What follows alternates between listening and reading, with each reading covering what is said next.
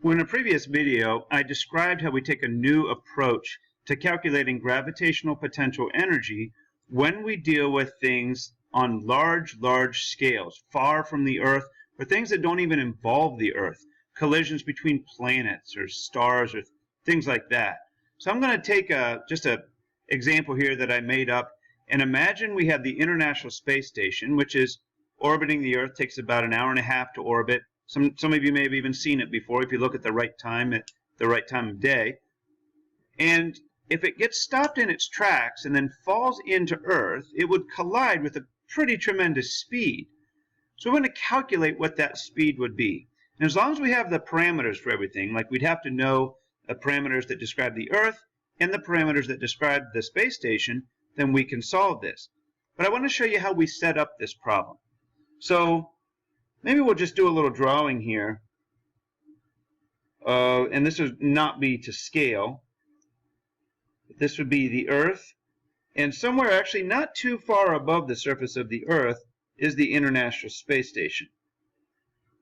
Got its little solar wings here. So it typically orbits, but if it were to stop in its tracks, it would fall directly to the Earth. And the naive approach here would be to say, oh, I know how we do this. We do mgh equals 1/2 mv squared, potential energy turning into kinetic. But as I described in the previous video, that would be assuming that the value of little g was the same up where the space station starts its motion as it is down where it ends. And that's not quite true. It's not too different. So I'm going to work it out using the correct approach, and then I'll work it out on my own and use the mgh approach, and I'll show you how different we end up. Now, it's still true that we're going to describe this as a typical conservation of energy problem that says that the initial energy, that's both potential energy plus kinetic, will turn into the same amount of energy just redistributed. So it's our final potential plus kinetic. So we'll put little initials here, little zeros, and little finals here. And because this is going to be stopped in its orbit, we will not have any initial kinetic energy. We'll call that 0. And what you can't do in this problem that students will want to do, and that is, well, they'll say, well, let's assume that it ends with no potential energy because it's crashed down to the Earth. We cannot do that any longer because our new definition of zero potential energy is if the space station and the Earth were infinitely separated. But that's okay. We know they're not infinitely separated. We're not going to imagine them infinitely separated, but I'll show you kind of how this comes into play. The way it comes into play is our equation for gravitational potential energy is dependent on knowing that it's going to be 0 when it's infinitely separated. So the equation is negative g times the product of the two masses over the separation distance, in this case the initial separation distance. Now students also tend to want to put squares on this because they think of the gravitational force equation. This is an energy equation, so there's no square here, but there is a negative sign. And then when it's down on the surface of the Earth, it's the same expression, negative g times the mass of the Earth times the mass of the ISS over the separation distance now would just be the radius of the Earth. And we can look that up. That's not a hard parameter to find. And then the kinetic energy, now we don't have to worry about kinetic energy ever being negative. It's always 1/2 mv squared. That'll always be a positive number. So now what's left is just putting in the parameters. This would be all of our masses and all of the separation distances. And then we will have only one unknown, and that is the final velocity. I think I'm just going to actually pause the video here, write all of them in, then you don't have to watch as I write those parameters in. All right, so I plugged a lot of numbers in here, and I just want to have you watch this closely because I had to leave the units out. I didn't have enough space, and I still ran out of space and had to finish on another line here. So big G, this is not 9.8, this is the universal gravitation constant.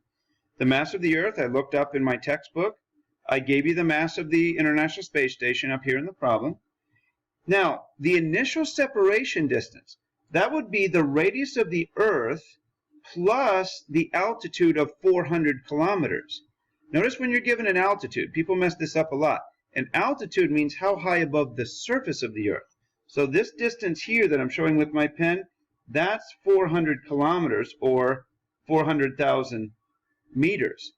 So the separation distance must be from the center of the Earth to the center of the ISS. So this is where I calculated that down here.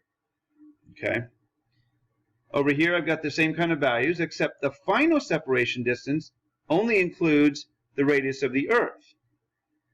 And then I didn't have room here, so I just said 1/2 mv squared, where again, m, this is the motion of the International Space Station, not the Earth. So I'm using its mass to calculate kinetic energy. So when I put in all these parameters, my only unknown here is Vf. And then I grabbed my calculator. It was a bit of a mess on the calculator, but if you take your time and are careful, you come up with a final velocity of 2,720 meters per second. Now I told you that this would be close, but not quite equal to what I got if I did it assuming a nice uniform gravitational field. So if we were to set this up using what I might call here the incorrect approach, where we say the mgh that the space station starts with is equal to 1/2 mv squared that it ends with, then you could easily say, okay, I'm going to cancel out my m's, I'm going to solve for v, and I get radical 2gh. And if you use a 9.8, again, I'm being a little sloppy here and leaving my units out, an initial height of 400,000 meters, then you will get about 2,800 meters per second, which is a little too much. Remember, we're assuming more gravity than we really should, because the gravity does diminish as you go up away from the surface of the Earth. That's why this number is a little too high compared to the correct number. So not way off base, but certainly if I had, an altitude that was much above this, maybe 3 or 4 times that amount, then I'm going to be a lot further off than I would be in this situation here. So I think good approach, and again, these problems take different variations, but if you can just set up conservation of energy using this new expression for gravitational potential energy, you can do any kind of problem that you could face where you would need that. So I think I'll leave it here and leave it to your own devices if you find some problems that you're working out. Good luck.